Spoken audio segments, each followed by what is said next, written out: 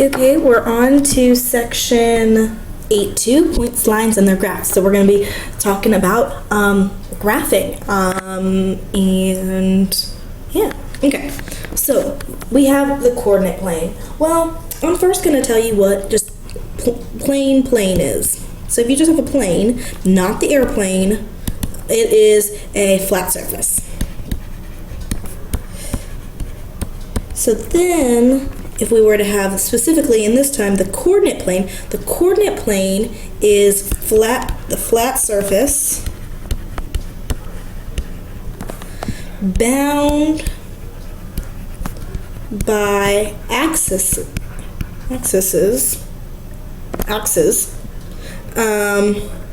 so that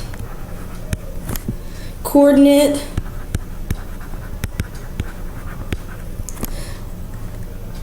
address location. Cool. Hold on. So that coordinate address location.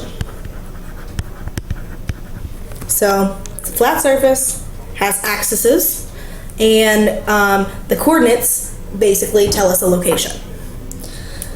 So right now, so now we have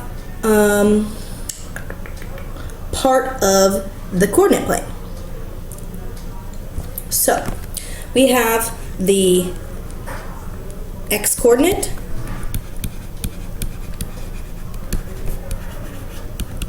and then the y coordinate, which I will explain in more detail in just a bit. But if you remember, we have the ordered pair. We have x comma y. That's our x coordinate and that's our y coordinate. So it kind of tells us which one's which. And we'll get it again, more detail in just a moment. So now I'm going to try, okay, so I'm going to make my coordinate plane.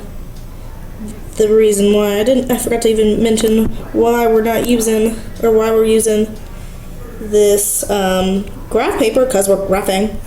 Okay, so I'm trying to draw it on the line. Okay, so we have this, and if we look right here, I'm going to erase it in just a second, but you see this right here, this line right there. That one, or in the yellow, is the y-axis, or it's called the vertical axis, or, oh man, having pin issues. Vertical axis. So I'll highlight that in yellow to show you that's what I'm representing. That's what it is. That, okay, so now if I look at this blue part, I'm gonna, right here, this axis right here is the x-axis, or horizontal axis. Hopefully y'all know the difference between horizontal and vertical, and that's why they correspond with the ones that you have there. So, okay, so that's what goes with what. Now, you have the origin, which is in the middle. So right here, this dot right here is the origin.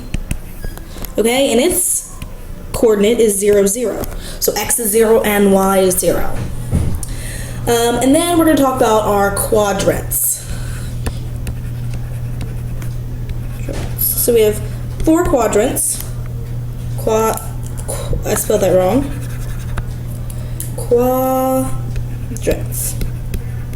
Okay? So our quadrants are, this one is quadrant 1. And then we kind of go in a counterclockwise motion. So this next one is quadrant 2, quadrant 3, quadrant 4.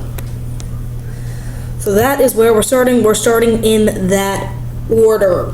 Okay? If you think about it, this quadrant 1 is going to be all positive, like the x's and y's are positive, because you can think of it like a number line. So, yeah, okay. So now we're going to practice plotting, and I'm going to give you some new information as we go, but we know, I'm going to make my little graph. Okay, you gotta have lines because they go on forever and ever. It never ends.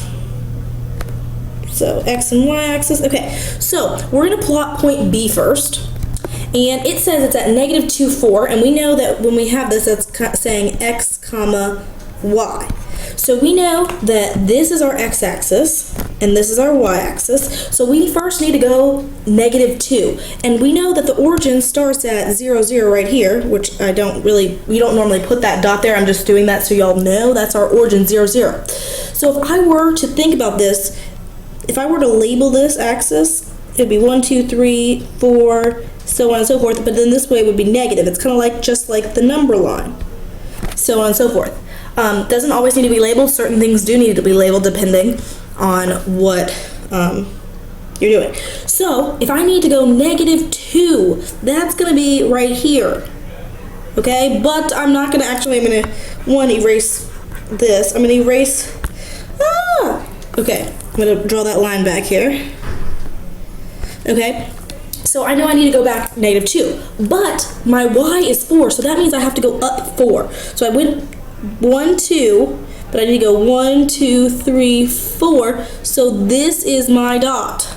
This is my B.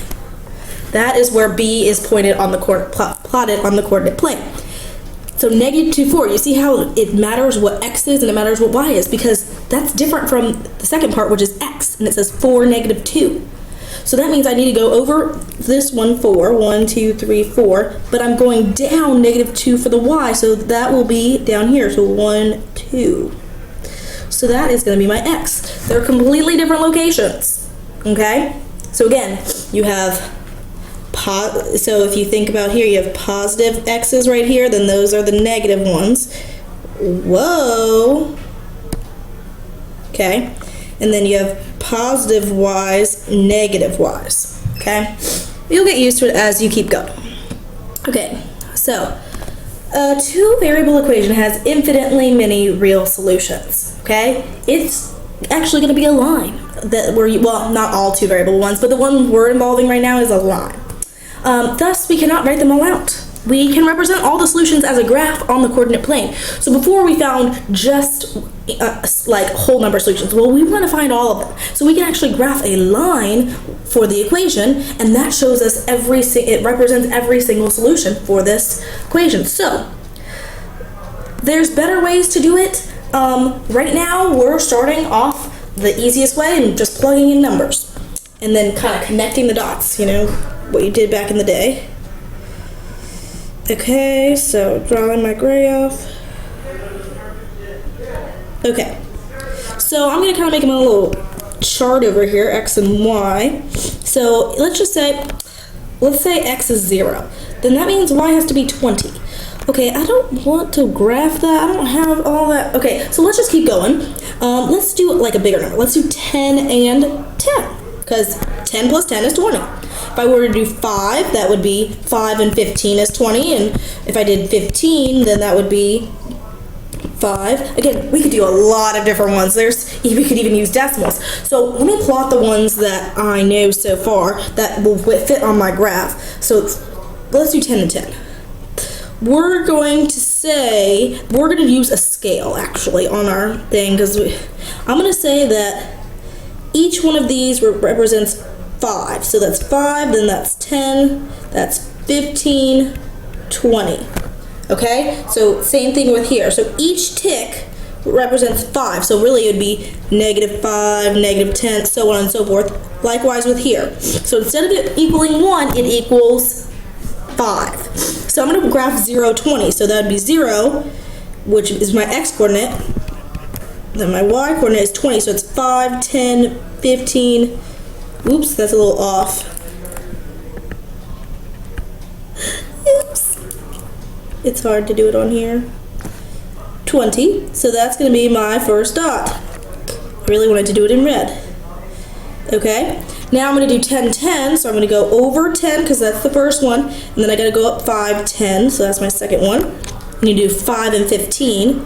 So over 5, up 15, 5, 10, 15.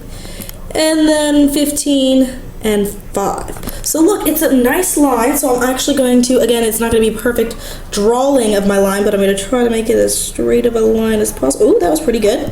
You need to draw arrows because they go on forever. There's infinitely number of solutions. So anything on that blue line is a solution to our equation. So when we just graph x plus y equals 20 by just plugging in some numbers and then connecting the dots.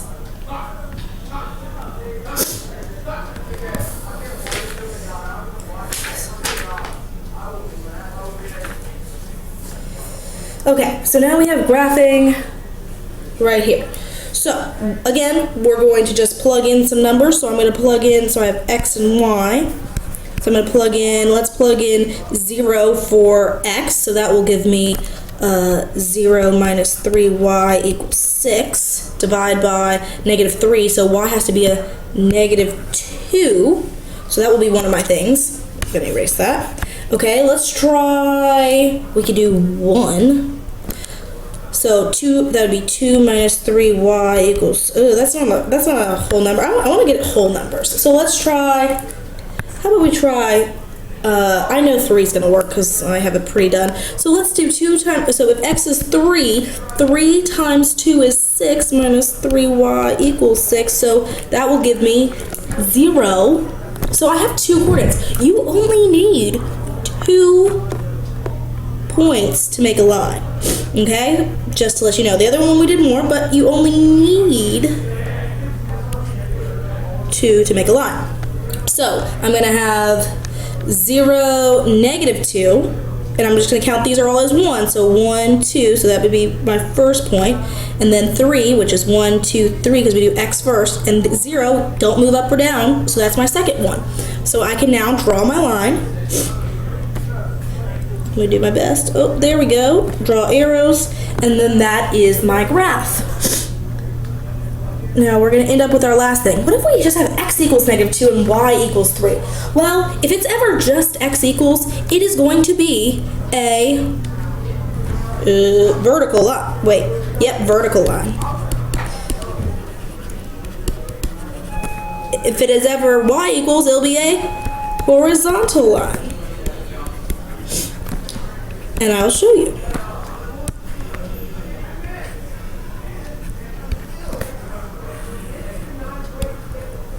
Okay, so if x equals negative 2, that means for every single point, if x has to be negative 2. So regardless if y is 0, if y is 1, it still has to be negative 2. If it's 2, it still has to be negative 2. So x has to be negative 2 every time. So I'm going to graph that in red. So it'd be negative 2, 0, negative 2, 1, negative 2, 2. So it's just going to go like this forever. It's a vertical line if it's x equals by itself. There's no y in it. It has to be x equals a number. That's what it's going to look like, a vertical line. Whereas if we do y equals 3, that means that no matter, every time this has to equal 3. So it could be 0, it could be negative 1, it could be 2. It has to equal 3. So I'm going to use green, and I'm going to say 0, 3. So 0, 1, 2, 3. Negative 1, 3, 1, 2, 3. And 2, 1, 2, 3.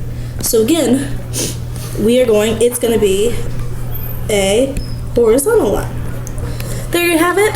Hopefully you got some practice, and we'll do some more graphing tomorrow.